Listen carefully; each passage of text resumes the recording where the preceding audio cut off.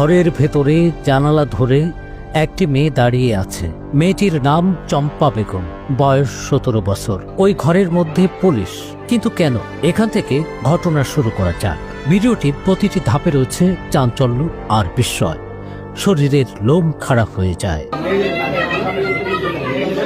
এই ঘটনাটি 14 মে বুধবার সুনামগঞ্জ শহরের বাঁধনপাড়া এলাকার দোতলা বাড়িটির বাইরে দেখা গেল একদল উৎসুক মানুষ। তারা ওই জানালার দিকে তাকিয়ে আছে যেখানে চম্পা দাঁড়িয়ে আছে। তারা কানাঘুষা করছে। দোতলার ঘরে শোনা যাচ্ছে বুক ফাটা চিৎকার।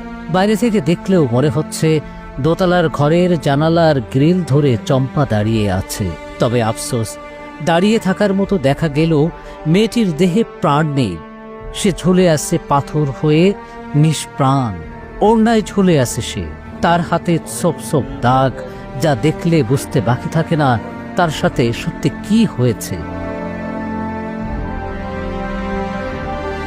এবার মূল ঘটনার পর্দা খুলে দেওয়া যাক। রীতিমতো গা সমসম করা ব্যাপার। 14 মে বুধবার সকালের ঘটনা।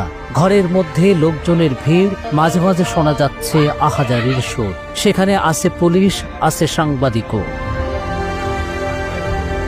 চম্পা কেন ঝুলে আছে সেই কথা আমরা জানবো তার বাবার মুখ থেকে, যার চোখে আগুন, রাগে কাঁপছেন তিনি দিশেহারা। চম্পার বাবা বাদশা মিয়া সেই দোয়ারা বাজার উপজেলা থেকে ছুটে এসেছেন সুনামগঞ্জ শহরে। বাঁধনপাড়ায় যে দোতলা বাড়িতে চম্পা ঝুলে আছে সেটি রেজাউল করিম নিক্কো চেয়ারম্যানের বাড়ি।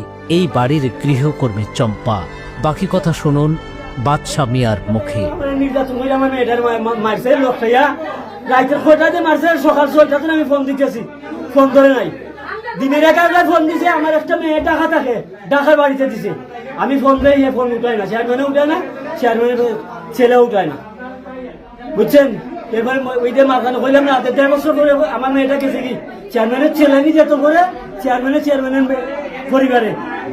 আবার আমাদের এখানে একটা সুস্কিতে খাদ হয় যে এর জন্য যে আমাদের গ্রামের মানুষ লাগে আবার আনছে। হ্যাঁ, নাম কি তার নাম? Chairman Rinku chairman.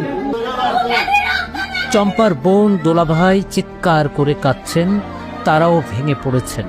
চম্পার নেই সে কথা তারা বিশ্বাসই করতে চাইছেন না।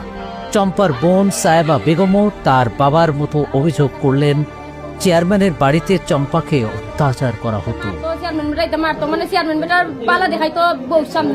মায়া করে বাদে আপর কথাই মারতো, চেয়ারম্যানের বউ মারছে। বাদে গেল গিয়ে আমার বোন 10টা 11টা বাজে সময় ফোন দা কইছে আমার বোন বুঝিন জানলো ভাই দেয়া তারা হাত কাটিয়া জইছে, হাত ভাঙি গেছে। বাদে এই বাড়তে দিছে আমার বোনে ফোন। বাদে কয়া যোগতে ফাঁস লাগায় বুঝিন মরে গেছে জানালার মাঝে। কোনছেন আপনারা জানালার কি ফাঁস লাগায় মারা যায়? এরকম তারা অত্যাচার কইরা মাইরা আমরা এটা বিচার চাই, আমার বোনের বিচার চাই। আমার ছোট বোন কোন তো আইব বিচার নাই সরাসরি আমি কোর্টে যাইমু, আর যেখান তো বিচার লাগে ওখানে যাইমু। সরকার বাদী মামলা দিমু, সরকার এখানে যাইমু, যেখানে যাওয়া লাগে। আমার যদি কিস্তি বেচা লাগে আমি কিস্তি বেচবো। আমার ছোট বোন সব আদরের বোন, আমার ছোট বোন। আমার সুনামগঞ্জ সদর থানার তদন্ত কর্মকর্তা মবিনুর রহমান ঘটনাস্থলে উপস্থিত হন। এসে কি দেখলেন তিনি শুনুন তার মুখে। ওনাদের পেছনে ঝুলন্ত অবস্থায় পাইছি, আমরা সুরতাল করছি, পোস্টমর্টমে পাঠাবো। পোস্টমর্টম রিপোর্টে যা আসে তার পরবর্তীতে বোঝা যাবে তার মৃত্যু সঠিক কারণ। এই হৃদয় বিদারক ঘটনা নাড়িয়ে দিয়েছে সুনামগঞ্জবাসীকে। এখন দোষীদের খুঁজে বের করা হবে কিনা, চম্পার দরিদ্র পরিবার বিচার পাবে কিনা, সেদিকে তাকিয়ে সবাই।